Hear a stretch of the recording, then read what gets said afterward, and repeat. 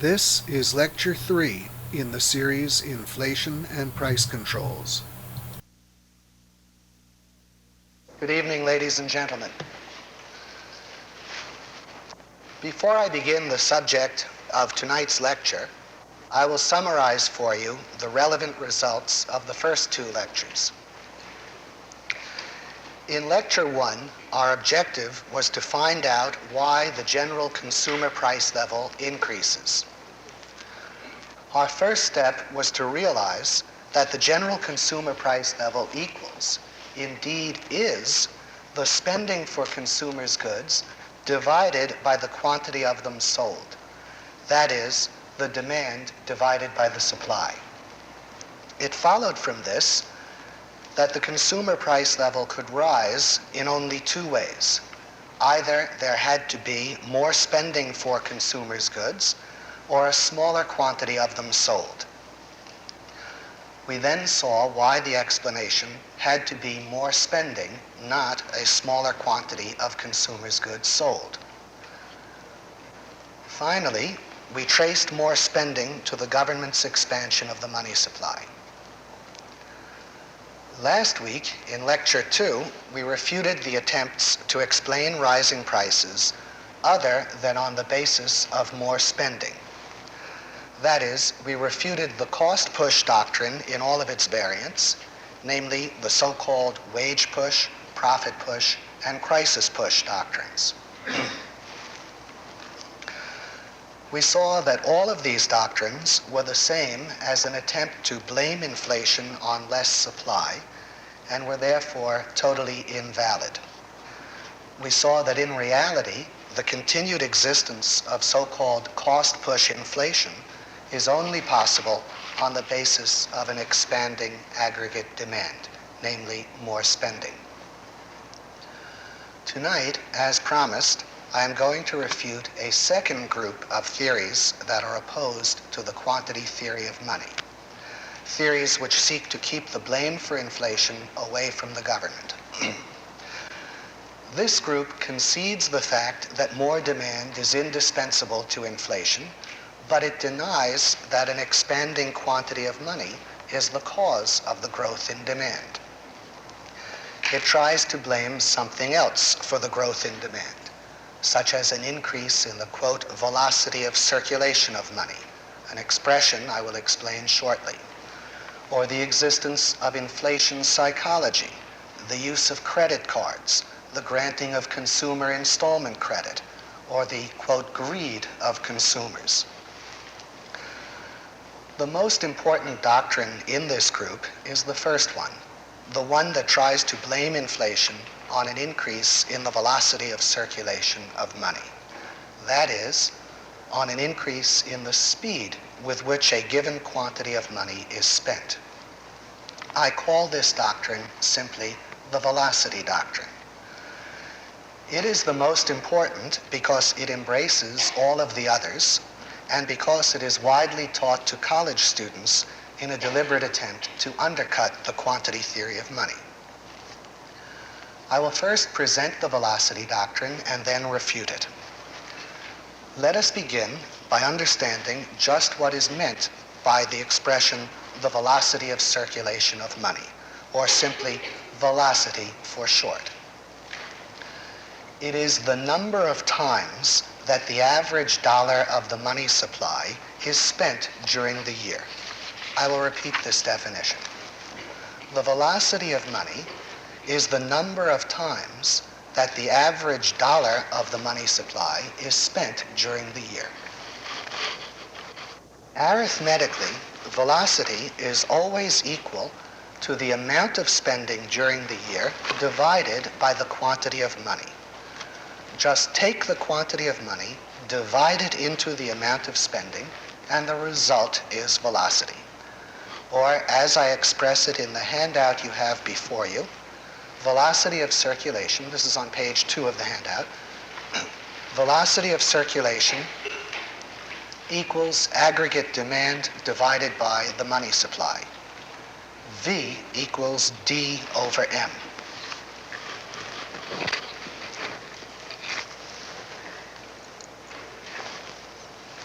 If you now look at item 2 in the handout, the table, you can see some concrete applications of this formula. What I have done in that table is to take the money supply figures that were distributed to you in Lecture 1 and divide them into the gross national product, or GNP, for the same years.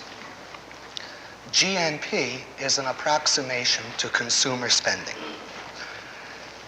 If you look at the table and care to work it out, you will see that each figure in column 3, the column that shows velocity, is the result of dividing the money supply from column 1 into the consumer demand, or GNP, of column 2.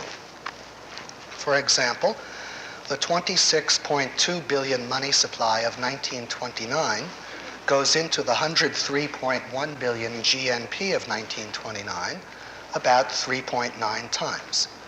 That's the velocity of money for 1929. That means the average dollar of the money supply in 1929 was spent 3.9 times in buying consumers' goods. In 1975, 295 billion of money went into the roughly 1,500 billion of GNP, about 5.1 times.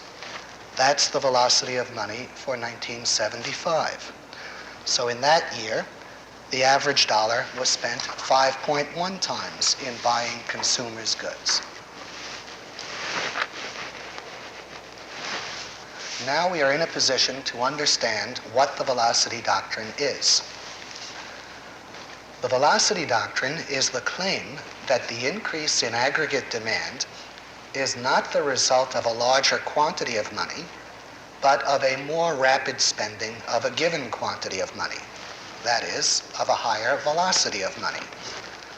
More demand, says the velocity doctrine, is caused not by more money, but by the same money being spent a larger number of times during the year.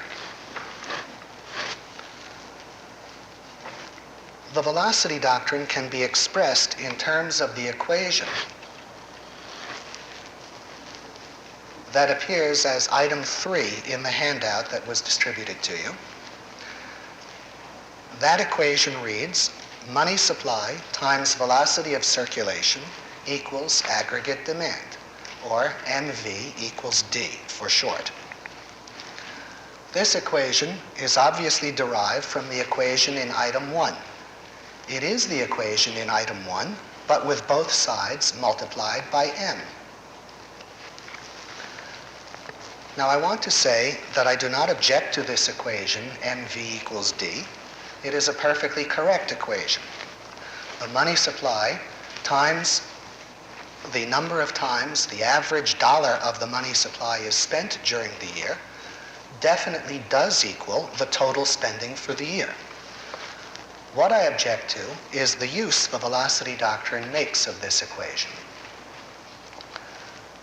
The supporters of the velocity doctrine look at this equation and they look at the statistical variation of velocity over the years, and they believe that they are then justified in regarding velocity as an independent causal force determining demand or spending. They go further. They observe large changes in velocity. For example, they may observe, on the basis of the figures in our table, that since 1945, the velocity of money has increased almost as much as the quantity of money, 2.4 times as against 2.9 times.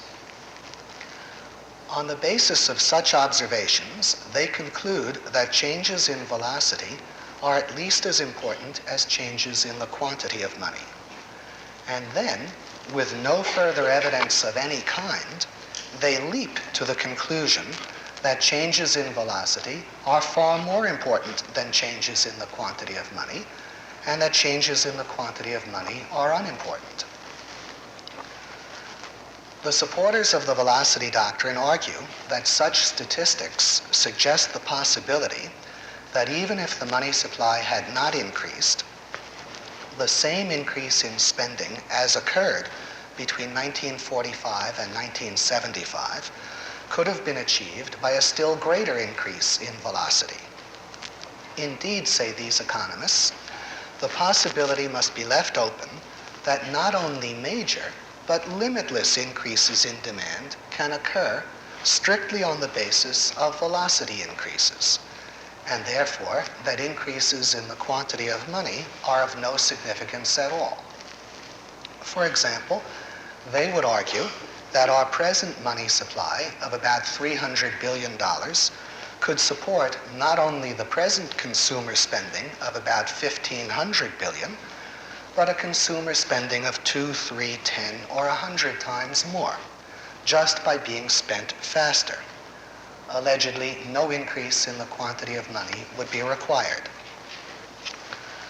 Of course, say these economists, the unimportance of increases in the quantity of money is not a proven fact.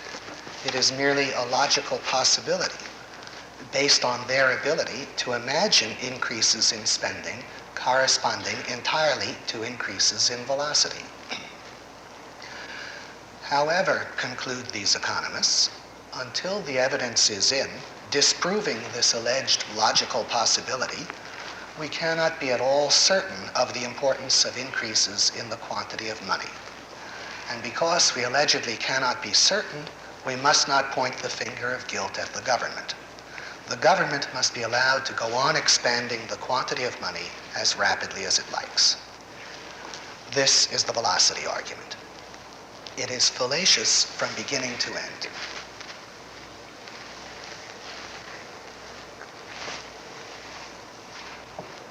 First of all, the causal role of increases in the quantity of money, of the fact that an additional quantity of money will be spent and respent so long as it continues in existence, has already been established, just as we established it back in Lecture 1 in examples of gold miners obtaining new coins or Social Security recipients obtaining additional quantities of fiat money. And the role of increases in the quantity of money is confirmed by all of the statistics, including those which the supporters of the velocity doctrine cite. For example, our table does show an almost threefold increase in the quantity of money between 1945 and 1975.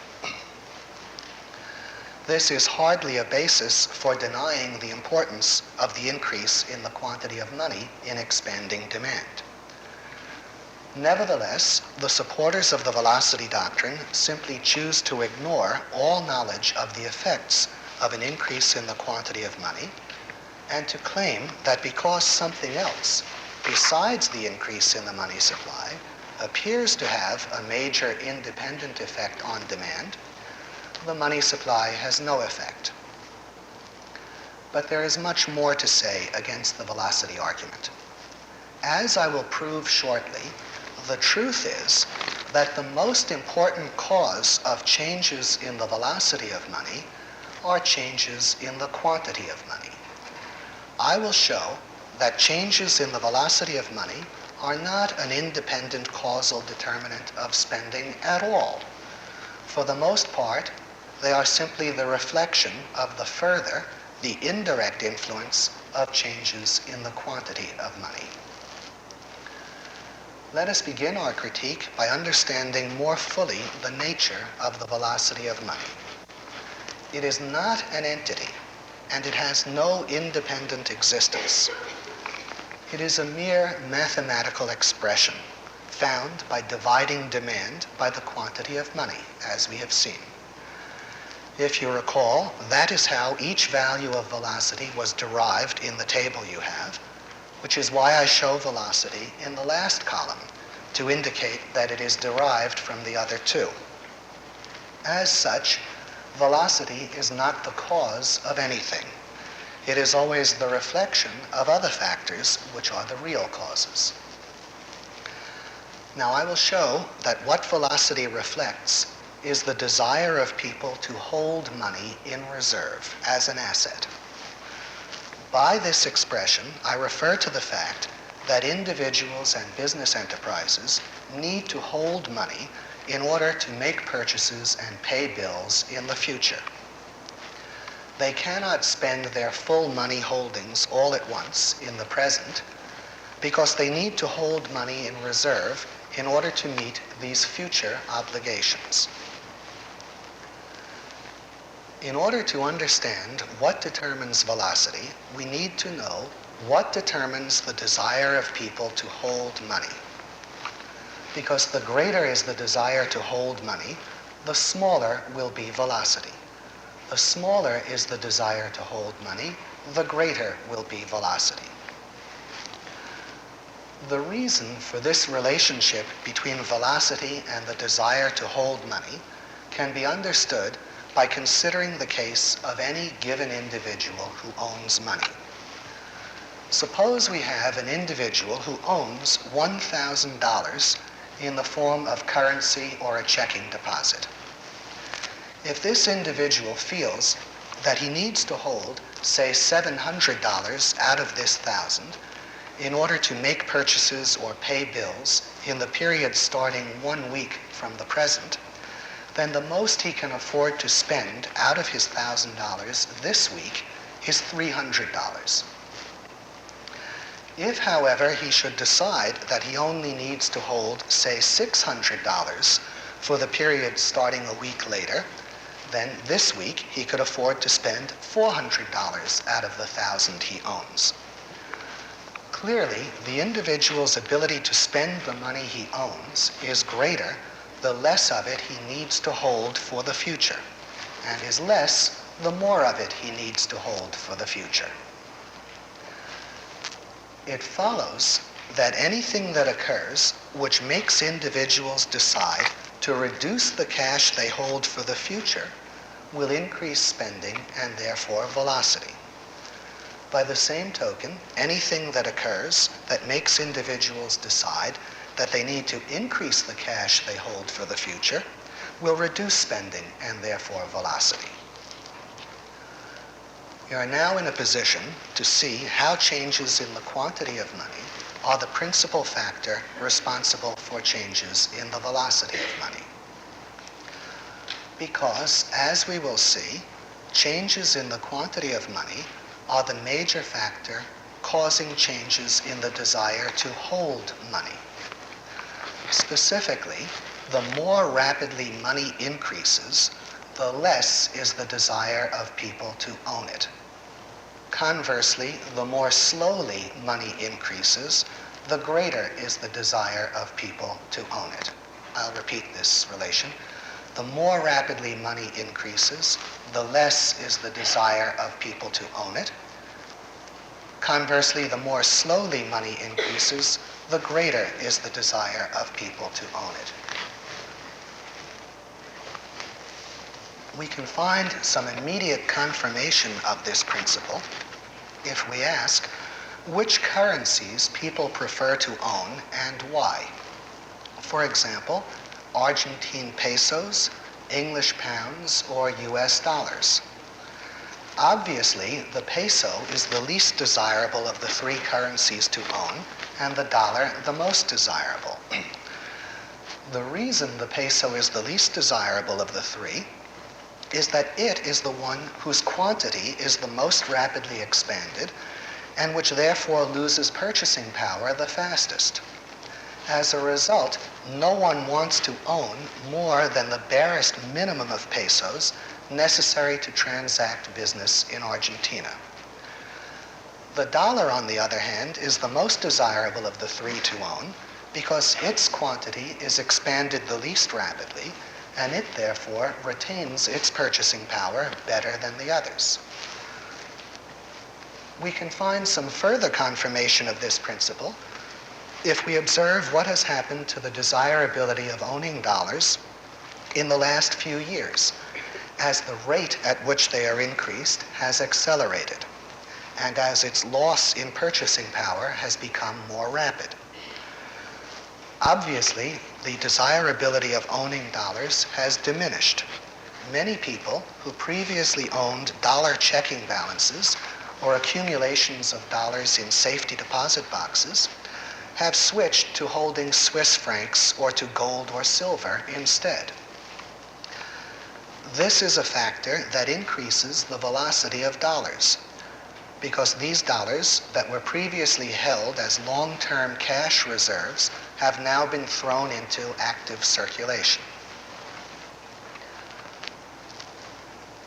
This discussion of the comparative desirability of owning different currencies suggests two connections between changes in the quantity of money and the velocity of money. The first of these connections pertains to prices, and that is that the anticipation of a rise in prices in the future, resulting from an expanding quantity of money, reduces the desire of people to hold money, because in such circumstances it pays to buy goods right away before their prices rise. Conversely, the anticipation of a fall in prices in the future, resulting from a contraction in the quantity of money, increases the desirability of owning money. In such circumstances, it pays people to postpone purchases in order to take advantage of lower prices in the future. The second connection between changes in the quantity of money and the velocity of money concerns the ability to substitute holdings of other assets for holdings of money. If the quantity of money is increasing rapidly, it pays to hold other assets, such as inventories of various commodities, rather than money itself. In such circumstances, these other assets are a better source of meeting future needs for cash than the holding of money itself, because they can easily be sold for more money than they cost. This principle applies not only to businessmen holding inventories of commodities that they process or produce, but also to consumers. As inflation accelerates, it pays even the ordinary consumer to hold commodities as a source of future cash rather than cash itself. Above all, gold and silver, or less rapidly inflating foreign monies, as we saw a few moments ago. Conversely, if the quantity of money were decreasing rather than increasing, not only would the holding of commodities be a bad idea, because their prices would be falling, but people would want to hold money even in place of such things as short-term securities and savings and time deposits. That is because in such circumstances, namely a deflation and depression, people cannot be sure of converting these money substitutes into actual money, since the issuer of the securities or the bank where one has the deposit may go broke first. This is a reason why every period of deflation is a period of an intensified desire to hold money, and therefore of a drop in the velocity of money. Now, there are two further reasons why increases in the quantity of money tend to increase velocity, and why decreases in the quantity of money tend to decrease it. These reasons pertain to the effects of changes in the quantity of money on the availability of credit and on interest rates.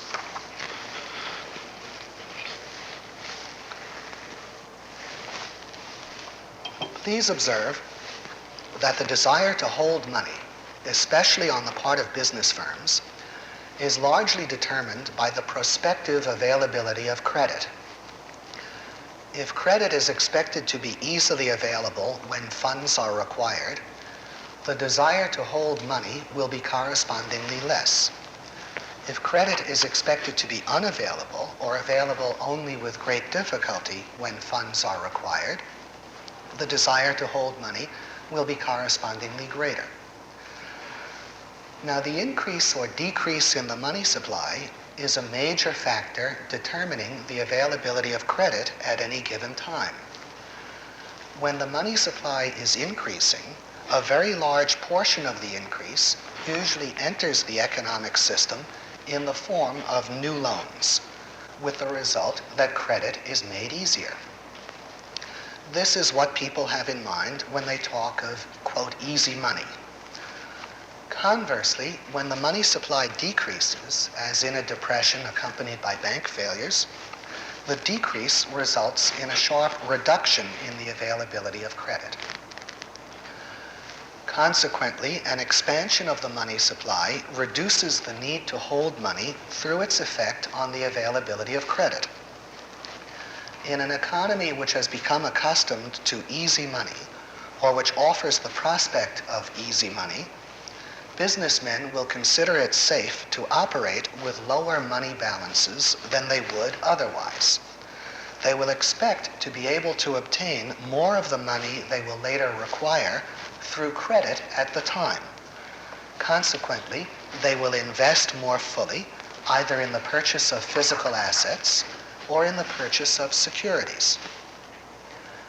And since those who receive this money will tend to behave in the same way, what occurs is an increase in the total volume of spending, lending, and trading of all kinds in relation to the quantity of money. That is, there is an increase in the velocity of money. On the other hand, in a deflationary period, when the quantity of money is falling and credit is virtually unobtainable, businessmen will find it necessary to hold relatively large money balances, with a corresponding reduction in the velocity of money.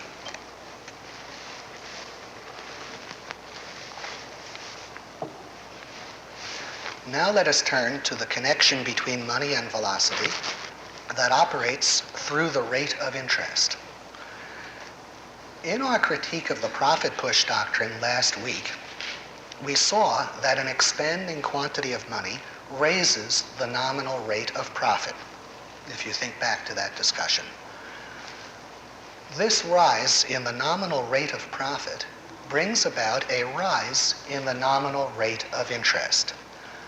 The rate of interest rises because the higher rate of profit permits business borrowers to offer a higher rate of interest, and their mutual competition for loans forces them to do so.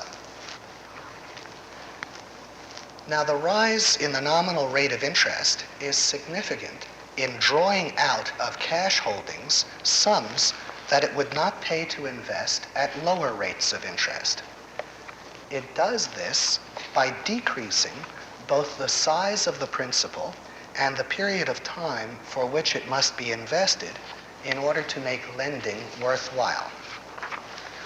For example, at a 2% rate of interest, it would probably not pay to lend $50,000 for a period as short as a week, because the interest that could be earned would only amount to about $20. It might pay to lend $1 million for a week, but not $50,000 at such a low rate of interest. This means that firms with sums of $50,000 or less that they do not need for a week would probably decide simply to hold those funds in cash rather than lend or invest them for the week.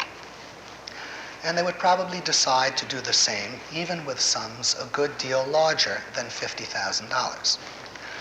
But at an 8 or 10% rate of interest, it might pay to lend out funds as small as $50,000 for a week. A rise in the rate of interest, as I say, reduces the size of the principal that must be involved to make lending worthwhile. And in a similar way, it reduces the period of time for which the funds must be available to make lending worthwhile. For example, at a 2% rate of interest, it might not be profitable to lend $50,000 for any period less than a month or more.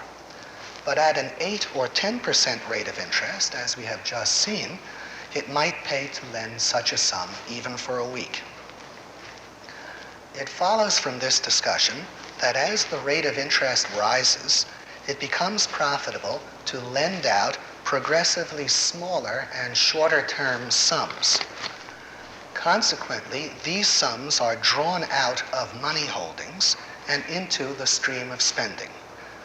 In this way, a rise in interest rates, itself caused by an increase in the quantity of money, which raises profits, which raise interest, this rise in interest raises the velocity of money. In the four ways I have explained then, increases in the quantity of money raise the velocity of money, and decreases in the quantity of money decrease it.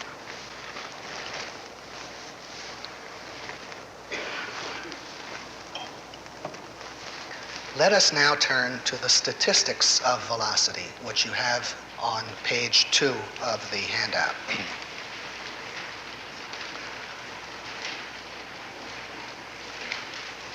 Our knowledge of how changes in the quantity of money cause changes in the velocity of money enables us to understand why velocity has been rising in the United States since the end of World War II, as shown in the table. In one sentence, the reason is the virtually uninterrupted increase in the money supply since 1933. Our table shows, of course, that the velocity of circulation fell from 1933 to 1945, despite very major increases in the money supply. But that is not difficult to explain. The disastrous deflation of the early 30s, in which the money supply fell by more than 25%, in which credit was unobtainable by virtually all but the strongest enterprises, in which thousands upon thousands of firms went bankrupt. These were experiences that guaranteed a very high degree of financial conservatism for many years to come. As a result, even though the money supply began to increase again after 1933, funds were used to an uncommon degree to build liquidity. That is, firms chose to operate with unusually large money balances. They acted out of fear of a possible recurrence of deflation. This explains the continuing fall in velocity during the remainder of the 30s. In World War II, velocity fell because of wartime government controls that limited demand. During the war, the government imposed all-round price and wage controls and instituted a system of consumer rationing. This necessarily limited the amount of spending because no one could spend a sum larger than the controlled prices times the limited quantities of goods he was allotted. At the same time, of course, the money supply was sharply increased.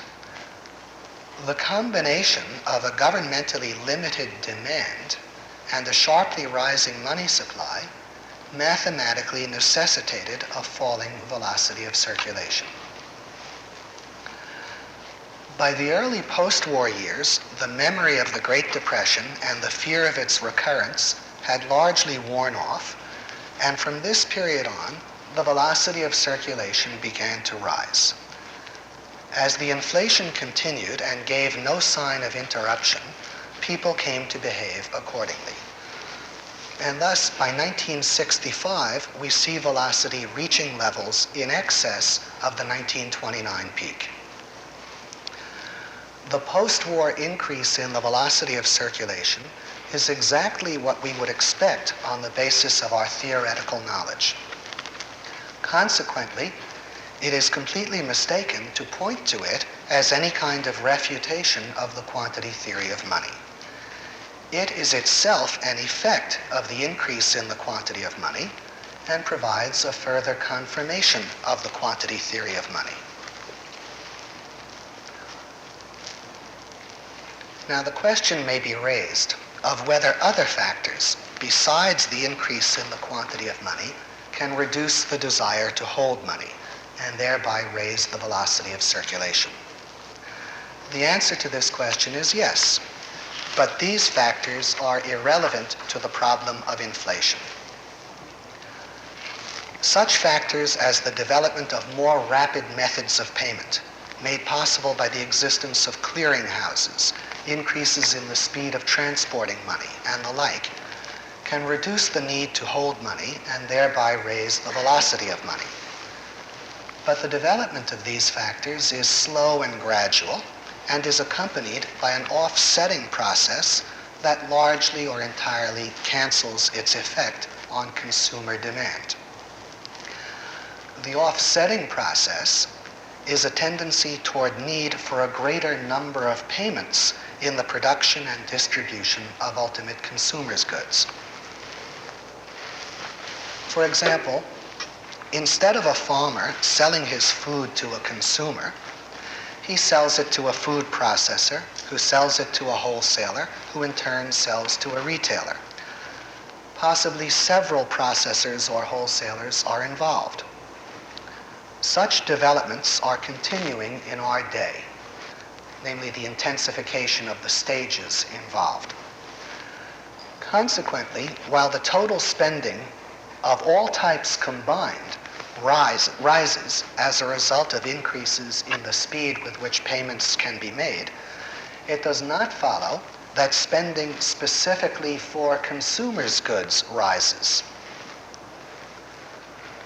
In other words, the velocity that rises is what economists call the, quote, transactions velocity of money, the ratio of total spending of all kinds to the quantity of money, but not necessarily income velocity, the ratio of the specific spending for consumers' goods to the quantity of money, which is the kind of velocity we have been concerned with.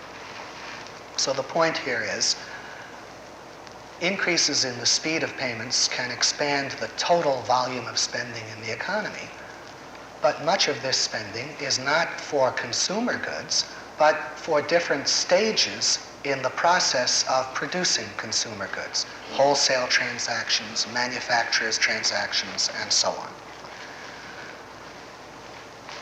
Both increases in the speed of payment and in the complexity of the process of production and distribution have been going on since the beginning of our history, and there is no reason to believe that the one would suddenly and consistently have outstripped the other since 1945. In addition, increases in the speed of payments are an offshoot of increases in production. The same factors that make it possible to transport money or process payments more rapidly also make it possible to transport and process goods more rapidly. As a result, one might well expect mere increases in the speed of payments to be accompanied by falling prices, not rising prices. What is true is that the rapid increase in the quantity of money, the high nominal interest rates it causes, and the general incentives it gives to operating with a minimum of money balances have placed a special premium on stepping up the speed of payments in recent years.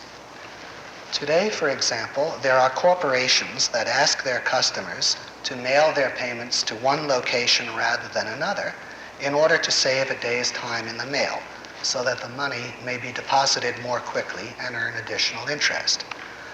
But this sort of thing is the result of the expansion in the quantity of money, not any kind of normal improvement in the technology of making payments. It brings us back again to the fact that increases in the quantity of money are the cause of increases in the velocity of circulation. In other words, it brings us back to the quantity theory. There remain a number of variations on the velocity argument to consider. The best known of these is probably the, quote, inflation psychology argument.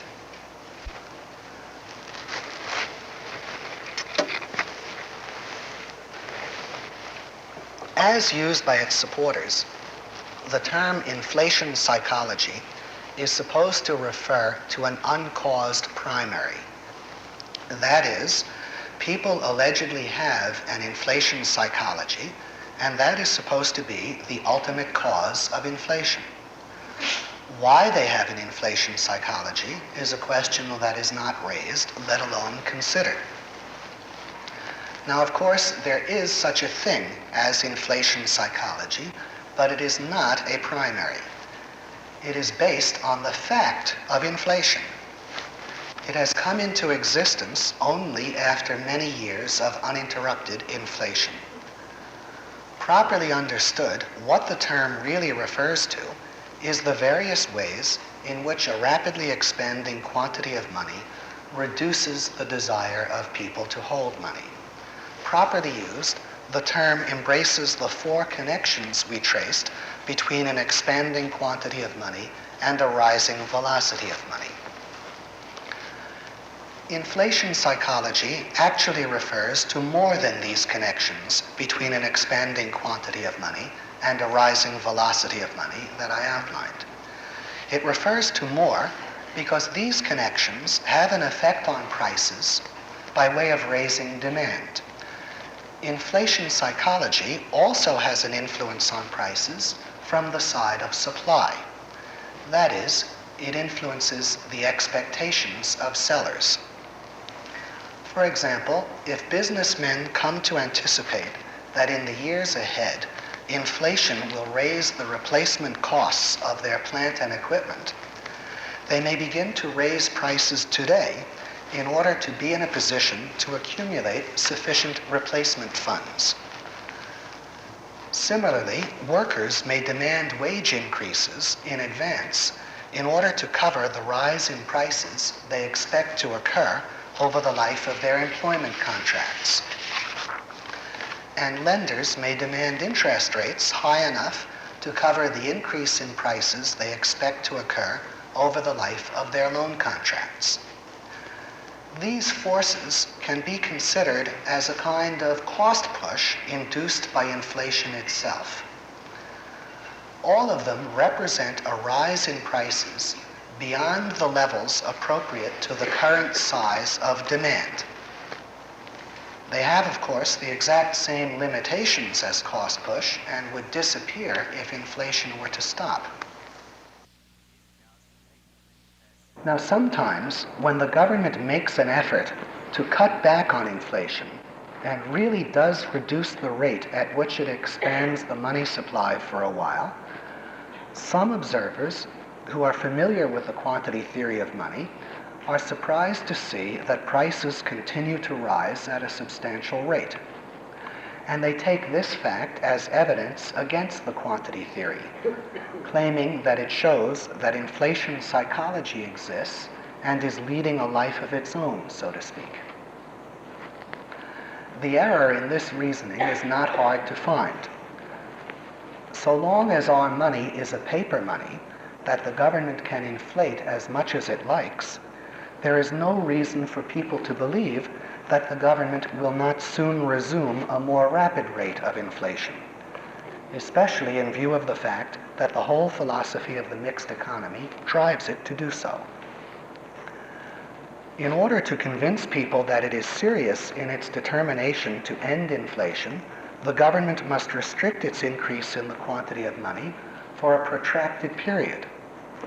In the meanwhile, however, because people have had no reason to believe that the government would continue to limit itself, they will probably have placed themselves in badly overextended positions in which they are operating with too low money balances, have overborrowed, and are asking excessive wages and prices, all in the expectation that inflation will bail them out.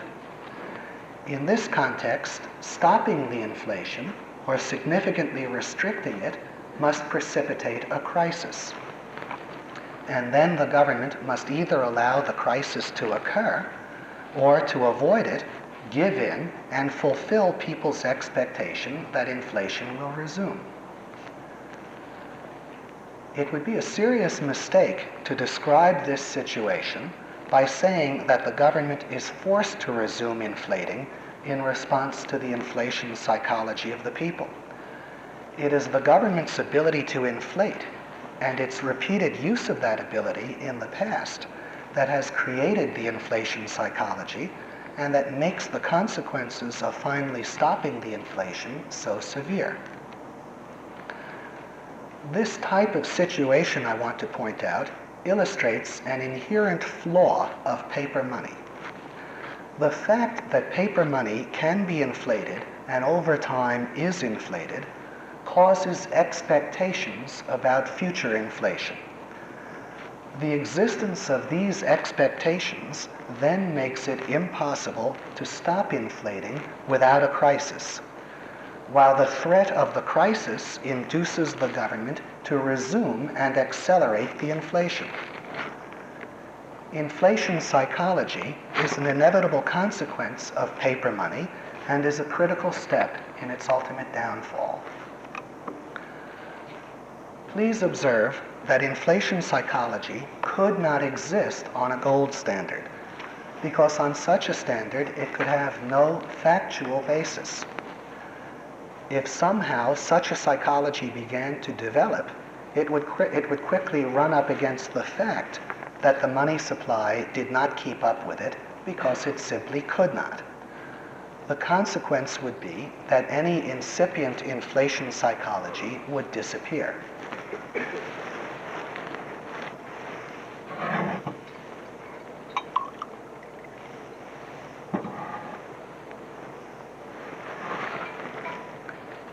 Now let us turn to the attempt to blame inflation on the use of credit cards. The supporters of the credit card argument view credit cards as making possible a rise in spending without any expansion of the quantity of money. They observe, for example, that people who carry credit cards do not need to carry as much cash as previously, and they conclude on this basis that credit cards contribute to a rise in the velocity of money by making possible more spending in relation to the same quantity of money. Now, the first objection to be made to the credit card doctrine is that most of the reduction it makes possible in the need to hold money is merely apparent and not real. To prove this point, let us consider the case of cards like the American Express card, in which all charges are billed within a few weeks. The holder of such a card need not carry currency in his pocket. That is certainly true. But he must have money to pay his credit card bill when it comes due. As a result, the money that such an individual is spared from holding in currency, he must hold in his checking account in order to be able to pay his bill when it comes due. The only way that one could imagine this type of credit card increasing the velocity of circulation would be to imagine that an individual was in a position to make a temporary investment of the currency he saves. For example, suppose someone spends $100 on his American Express card and knows that he has a month before he will be billed.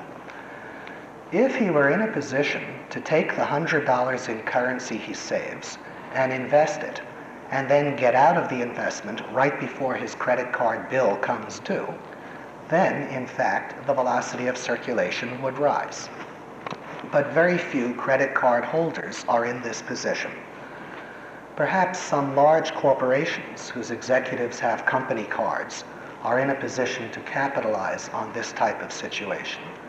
But even in their case, the fact that they would bother to do so is most likely a result of the high nominal interest rates caused by the expanding quantity of money, which we discussed earlier.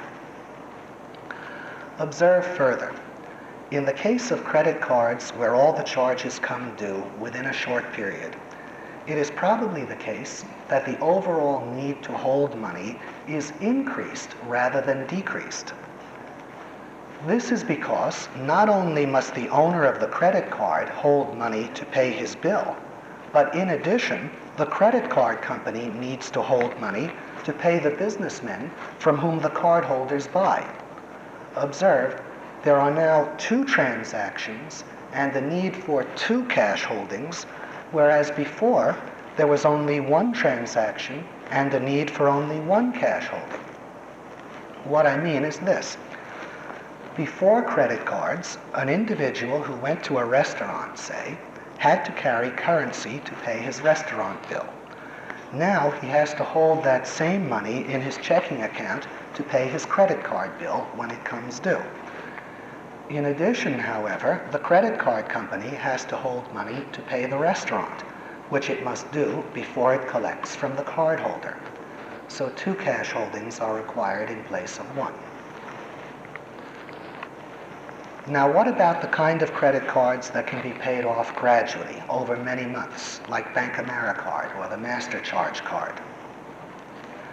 In practice, many owners use these cards in just the same way as the American Express card.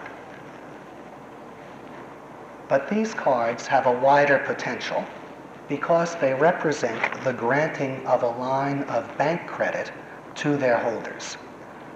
By that I mean that whoever owns such a card has the right to borrow up to some agreed upon sum from the bank involved anytime he wishes. That is what is meant by a line of bank credit. These credit cards, therefore, can in fact reduce the amount of money that people need to hold to some degree. They do so in cases in which a person was previously holding money on the chance that he might come across something he wanted to buy and was uncertain that he would be able to obtain a loan to buy it. Such a person need not hold that money now.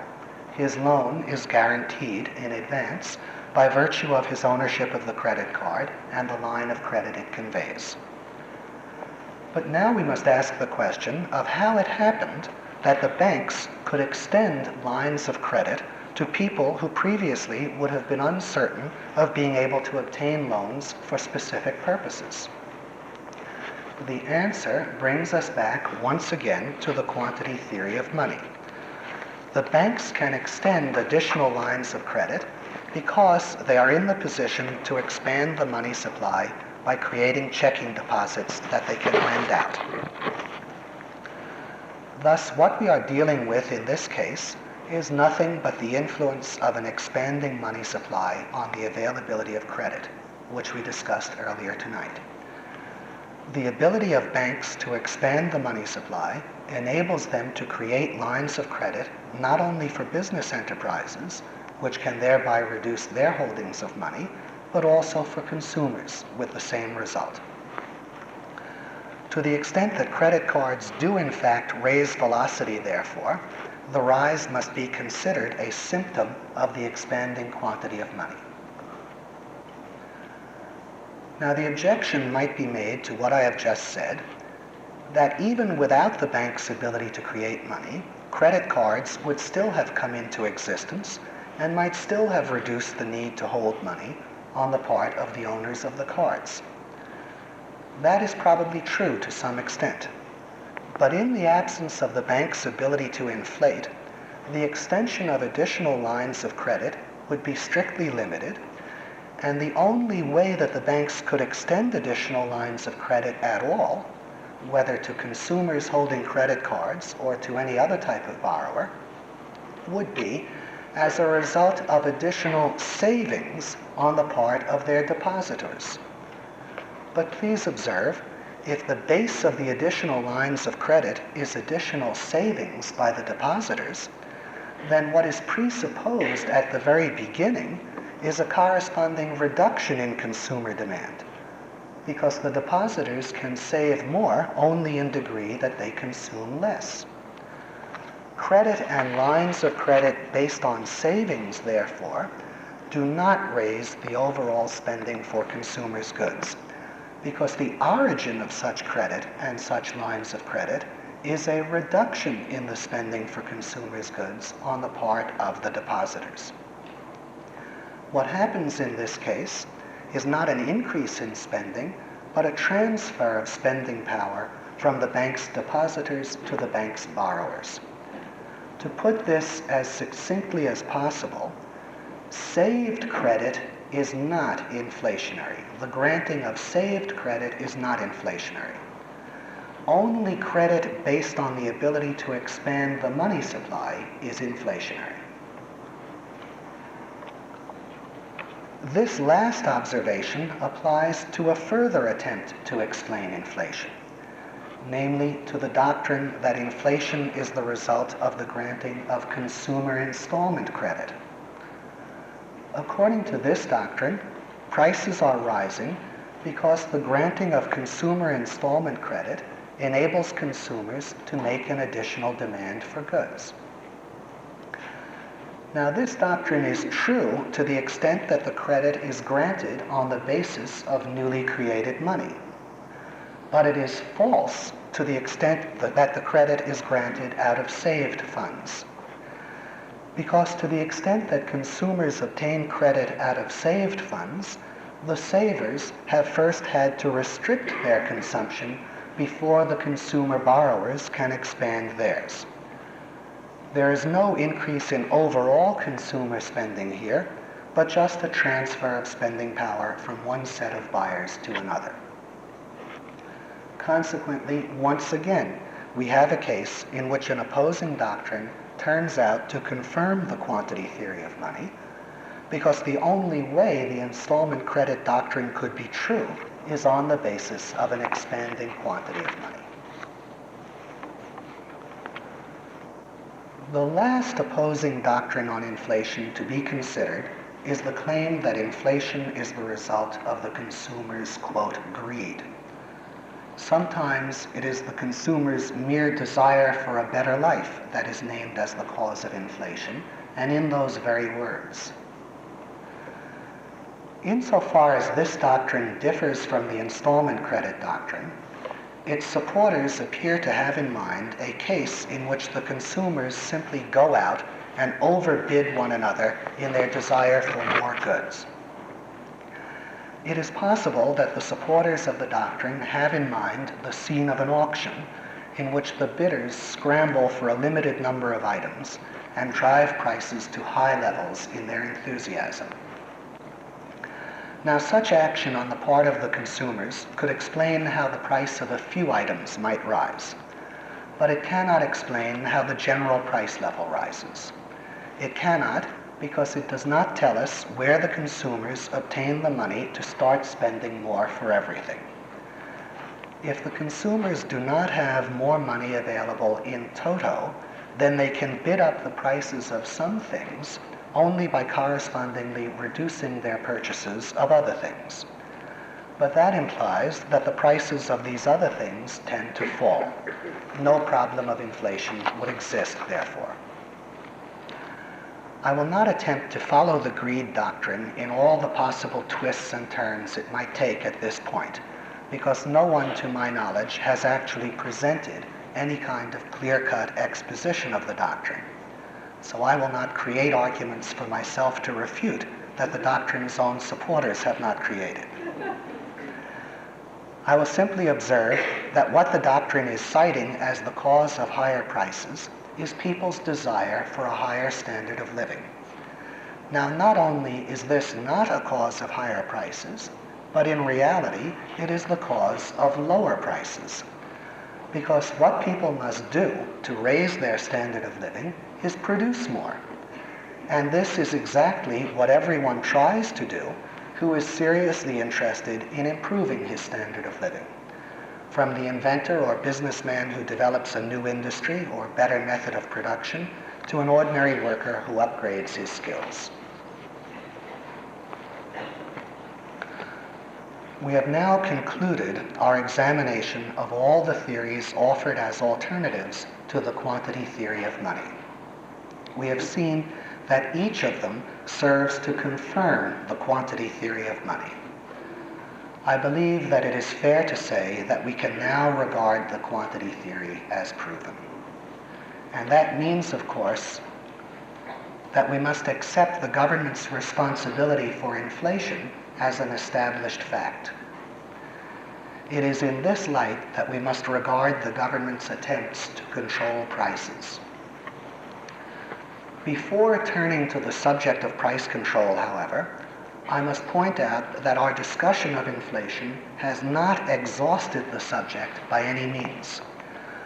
We have covered essentially only one aspect, namely how an expanding quantity of money created by the government is responsible for rising prices. It would take a discussion at least as long as the ones we have had to go into such important matters as how inflation arbitrarily redistributes wealth and income, how it undermines saving and investment and destroys accumulated capital, how it causes depressions and precipitates deflations, why it does not reduce unemployment but creates it, and how ultimately it threatens the very existence of money, of the division of labor, and of material civilization itself. Unfortunately, limitations of time prevent my going into these matters in this course, except to a limited extent in the question period, perhaps. Ladies and gentlemen, we are now ready to begin to study the consequences of price controls. On the basis of what we have already learned, namely, that inflation is strictly a problem of the government's increase in the money supply, it is obvious that price controls are an utterly futile, ineffectual method of dealing with inflation. They simply bear no relation whatever to the essential features of the problem. They are about as appropriate a solution to the problem of inflation as would be a doctor's efforts to reduce the fever of his patient by placing his patient's thermometer in ice water.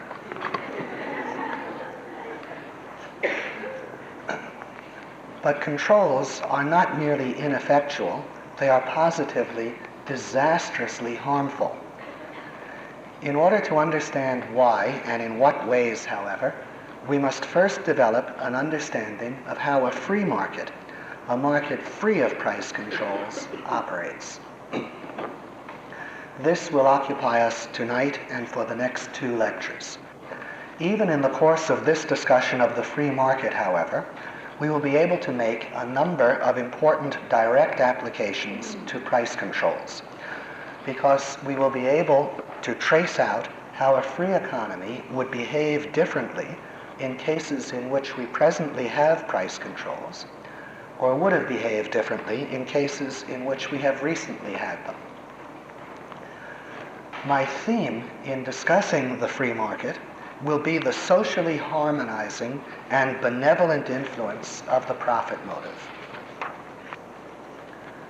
Tonight, we are going to see how the profit motive brings about a harmonious balancing of the relative size of the various industries. That is, how it keeps the production of all the various goods properly coordinated with one another. Closely related to this, we are going to see how the profit motive gives to consumers the power to control what is produced, and how it acts progressively to expand the overall total of production and thereby continuously to raise living standards.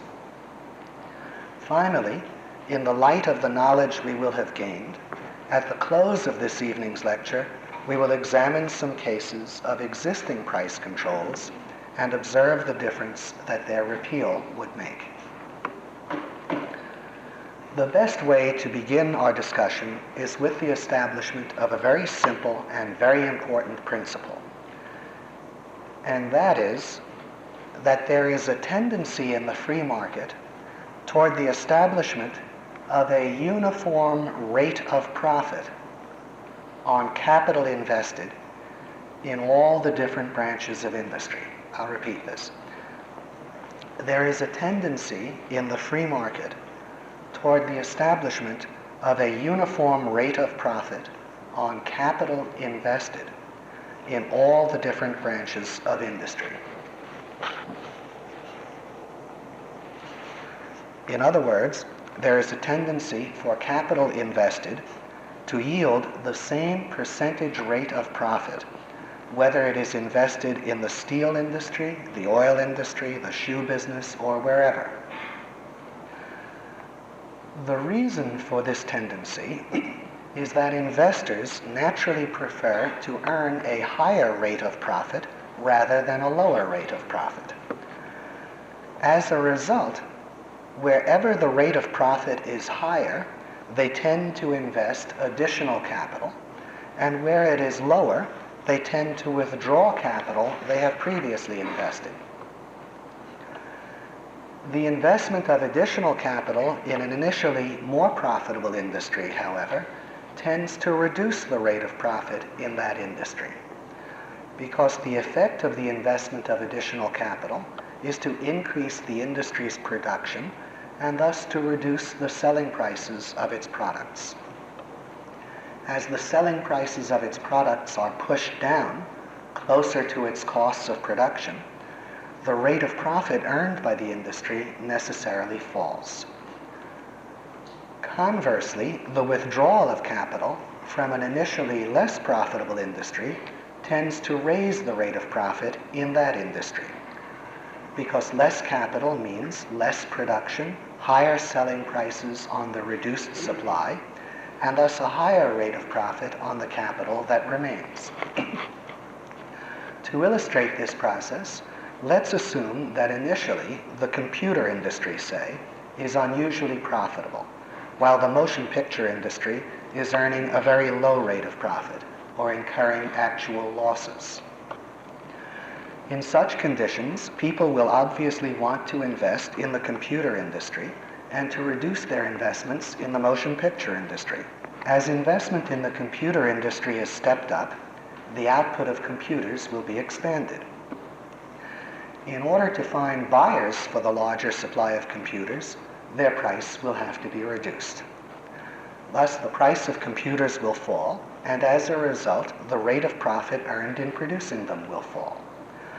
On the other hand, as capital is withdrawn from the motion picture industry, the output of that industry will fall, and the reduced supply it offers will be sold at higher prices, thereby raising the rate of profit on the investments that remain in the industry. In just this way, initially higher rates of profit are brought down, and initially lower rates of profit are raised up. The logical stopping point is a uniform rate of profit in all the various industries. Now, this principle of the tendency of the rate of profit toward uniformity is what explains the amazing order and harmony that exists in production in a free market. It was largely the operation of this principle, incidentally, that Adam Smith had in mind when he declared that a free economy works as though it were guided by an unseen hand. Observe, in the United States, production is carried on by several million independent business enterprises, each of which is concerned with nothing but its own profit. Knowing this and knowing nothing about economics, one might easily be led to think of such conditions as a, quote, anarchy of production, which is how Karl Marx described them. One might easily be led to expect that because production was in the hands of a mass of independent, self-interested producers, the market would randomly be flooded with some items, while people perished from a lack of others, as a result of the discoordination of the producers. This, of course, is the image conjured up by those who advocate government, quote, planning. They believe that the free market is chaotic. The uniformity of profit principle explains how the activities of all the separate business enterprises are harmoniously coordinated, so that capital is not invested excessively in the production of some items while leaving the production of other items unprovided for. The operation of the uniformity of profit principle is what keeps the production of all the different items directly or indirectly necessary to our survival in proper balance. It acts to counteract and prevent mistakes leading to the relative overproduction of some things and the relative underproduction of other things. Let us consider an example in order to understand this point. Let us assume that businessmen make a mistake. They invest too much capital in producing refrigerators and not enough capital in producing television sets, say. Because of the uniformity of profit principle, the mistake is necessarily self-correcting and self-limiting. Observe why. The effect of the overinvestment in refrigerator production is to depress profits in the refrigerator industry, because the excessive quantity of refrigerators that can be produced can be sold only at prices that are low in relation to costs. By the same token, the effect of the underinvestment in television set production is to raise profits in the television set industry, because the deficient quantity of television sets that can be produced can be sold at prices that are high in relation to costs. The very consequence of the mistake, therefore, is to create incentives for its correction. The low profits, or losses if the overinvestment is serious enough, of the refrigerator industry act as an incentive to the withdrawal of capital from the refrigerator industry, while the high profits of the television set industry act as an incentive to the investment of additional capital in the television set industry. Moreover, the consequence of the mistake is not only to create incentives for its correction, but simultaneously to provide the means for its correction. By that I mean, the high profits of the television set industry are not only an incentive to investment in the television set industry, but are themselves a source of investment in the television set industry, in that high profits can themselves be plowed back into the industry. By the same token, to the extent that the refrigerator industry suffers losses or earns a rate of profit that is too low to cover the dividends its owners need to live on, its capital directly and immediately shrinks, and it is thereby made unable to continue producing on the same scale. In this way, the mistakes made in the relative production of the various goods in a free market are self-correcting. With good reason, the operation of profit and loss in guiding the increase and decrease in investment and production has been compared to an automatic governor on a machine or to a thermostat on a boiler. As investment and production go too far in one direction and not far enough in another direction, the very mistake itself sets in motion counteracting forces of correction. And please observe, the greater the mistake that is made, the more powerful are the counteracting forces of correction. Because the greater the overinvestment and overproduction, the greater the losses. And the greater the underinvestment and underproduction, the greater the profits. And thus the greater the incentives and the means, or loss of means, to bring about the correction. In this way, the mistakes made in a free market are not only self-correcting, but self-limiting as well. The bigger the mistake, the harder it is to make it. Furthermore, in a free market, most of the mistakes that might be made in determining the relative size of the various industries and the relative production of the various goods are not made in the first place. This is because the prospect of profit or loss causes businessmen to weigh investment decisions very carefully in advance, and thus to avoid mistakes as far as possible from the very beginning.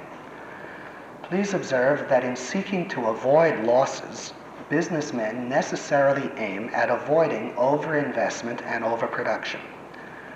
In seeking to make the highest possible profits, they necessarily aim at providing the market with those goods in whose production they do not expect other businessmen to invest enough. And this last fact, incidentally, makes each businessman eager to invest sufficiently in his own industry, lest the opportunities he does not seize be seized by others instead. In addition, the free market exercises a constant process of selection with respect to the ownership of capital. Capital gravitates, as it were, to those businessmen who know best how to employ it, and is taken away from those who do not know how to employ it. For those who invest in providing goods that are relatively more needed make high profits and are thereby able to expand their capitals and consequently their influence over future production, while those who invest in producing goods that are relatively less needed earn low profits or suffer losses, and are correspondingly deprived of capital and of influence over future production. At any given time, therefore, capital in a free market is mainly in the hands of those who are best qualified to use it, as demonstrated by their past performance in investing. For this reason, too, as I say, most of the mistakes that might be made in determining the relative production of the various goods are avoided in the first place in a free market.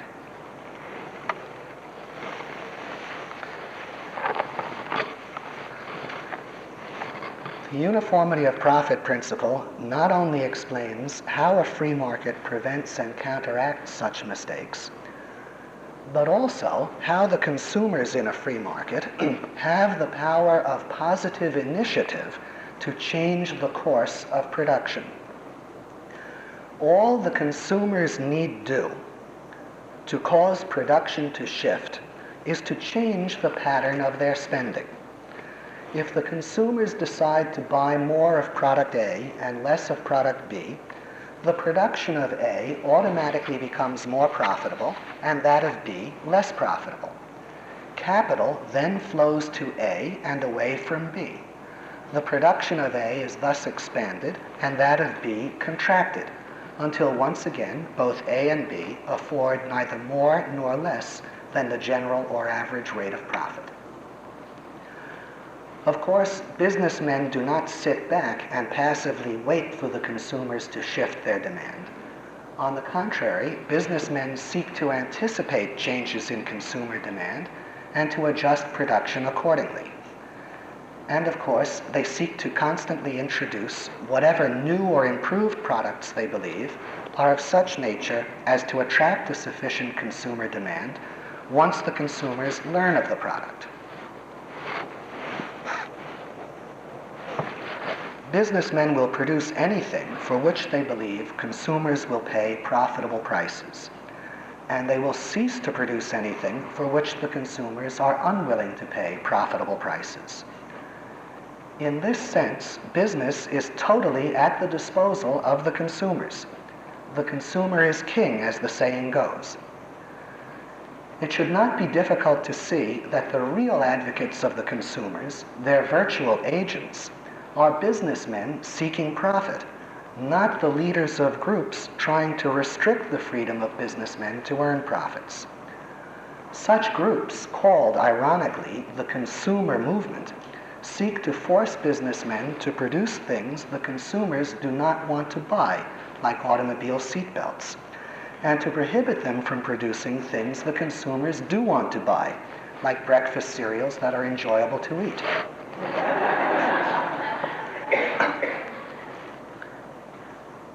The uniformity of profit principle explains how the profit motive acts to make production steadily increase in a free market. It explains how the profit motive becomes an agent of progressive improvement in production. Please observe that in order to earn a rate of profit that is above average, it is necessary for businessmen to anticipate changes in consumer demand ahead of their rivals, to introduce new and/or improved products ahead of their rivals, or to cut the costs of production ahead of their rivals. I say ahead of their rivals because as soon as any innovation becomes general, then, in accordance with the uniformity of profit principle, no special profit can be made from it. For example, the first firms that produced shoes by machinery rather than by hand, or that put zippers in clothing, or that were found a way to sell a cigar for 10 cents, or whichever, were able to make above average rates of profit by doing so. But once such things become general, no special profit, or once such things became general, no special profit could any longer be made from them. They became the ordinary standard of the industry and were taken for granted. Sooner or later, virtually every innovation does become general. And this implies that for any firm to continue to earn an above average rate of profit, it must repeatedly outdistance its rivals. It must work as an agent of continuing progress and thus contribute to the progressive increase in production. Perhaps one of the most dramatic examples of this is provided by the career of Henry Ford I. When the Ford Motor Company began in the early part of this century, the automobile was a rich man's toy. Extremely primitive models by our standards were selling for about $10,000 in the very valuable money of the time. Henry Ford began to find ways to improve the quality of automobiles and at the same time cut the costs of their production. But it was not possible for Ford to make a single improvement or a single cost reduction and stop there, because it was not long before that improvement and that cost reduction were generally adopted in the industry and indeed superseded. Had Ford stood pat at the level he had achieved as of any given time, it would not have been long before his once profitable business was destroyed by the competition. In order for Ford to go on making a high rate of profit, he had to continuously introduce improvements and reduce costs ahead of his rivals. The same is true in principle in a free market of any individual or firm that earns an above-average rate of profit over an extended period of time. What was good enough once to make a high rate of profit ceases to be good enough as soon as enough others are able to do the same thing. In order to go on earning an above-average rate of profit, one must continue to stay ahead of the competition.